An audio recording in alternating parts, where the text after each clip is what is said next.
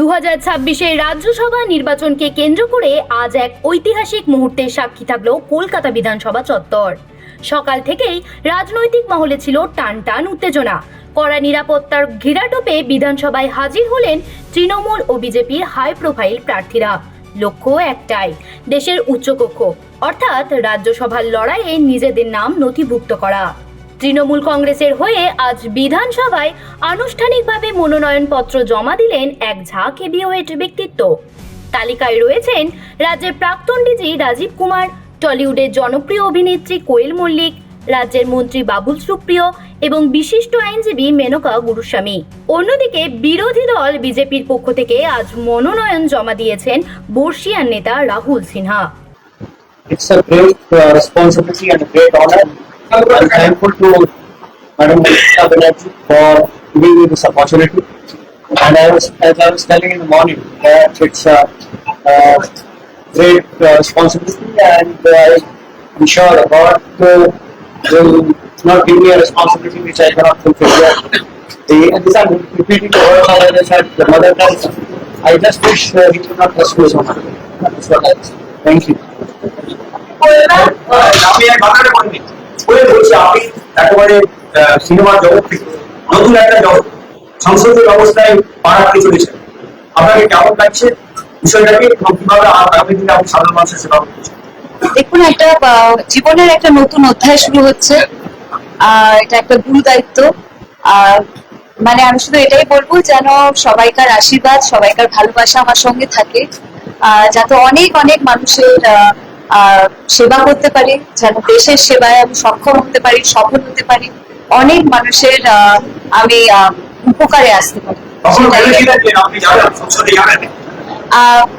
আমি যে কখনো ভেবেছিলাম তেমন নয়, কিন্তু আমি অনেকদিন আগে থেকেই দেখুন, এটা তো একটা মহৎ দায়িত্ব, কারণ দেশের সেবা, মানুষের সেবা, এর থেকে বেশি তো বড় মহৎ কাজ হতে পারে না। তো তাই জন্য সেই জায়গা থেকে আমি নিজেকে ভীষণ ফরচুনেট মনে করি যে আমাকে সিলেক্ট করা হয়েছে এবং আমি একটা এত ইম্পর্টেন্ট একটা জায়গায় আসতে পেরেছি। Thank you.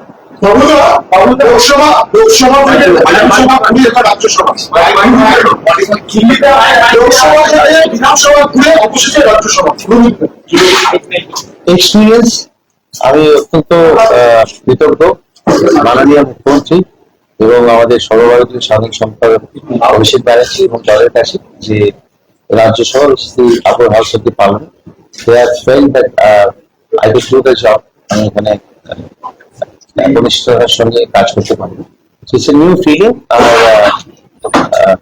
আর কি বলবো, দেখুন, অ্যাজ এ পারফর্মার, যেমন আপনি একটা স্টেজে গেলে লোকে, যখন আমি পলিটিক্সে এসেছিলাম সেই ধারণাটা এখনো তাই, একটা স্টেজে গেলে আপনাকে মানুষ গানের রিকোয়েস্ট করে, এই গানটা গান, সেই গানটা গান। That's a stage platform for performance. এটাও একটা প্ল্যাটফর্ম ফর পারফরমেন্স, খালি যে রিকোয়েস্টের ধরন, type of request, that change. একটু বলে এই রাস্তাটা করে দিন, বা এই স্কুলটা একটু, এখানে আপনার কিছু ফান্ড থাকা দরকার। তো মানুষের টাকায় যে কাজ হয় এখানে, আর দুটোই ফ্রিতে। আগে ভোটে জেতাতে হয়, তারপরে সে কাজ কিরকম করছে সেটা দেখতে হয়, এটাও ফ্রি। আগে আমাকে দল মনোনীত করলো, এরপরে আমার কাজটা কিরকম হবে সেটা মানুষ বিচার। So I keep it simple in that manner. I'm very thankful.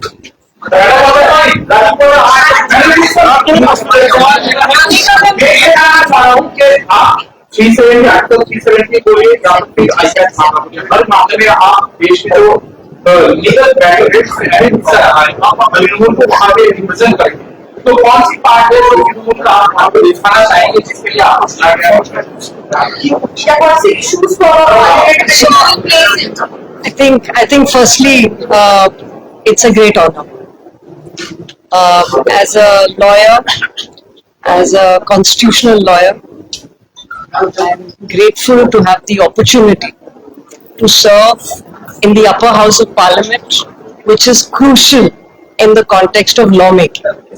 And I thank the Honorable Chief Minister and Trinamool Congress for giving me this opportunity.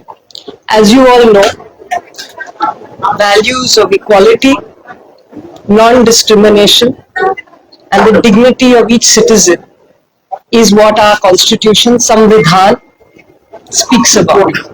and it will be my endeavor to uphold those values every single day in Parliament and to ensure that laws comply with that.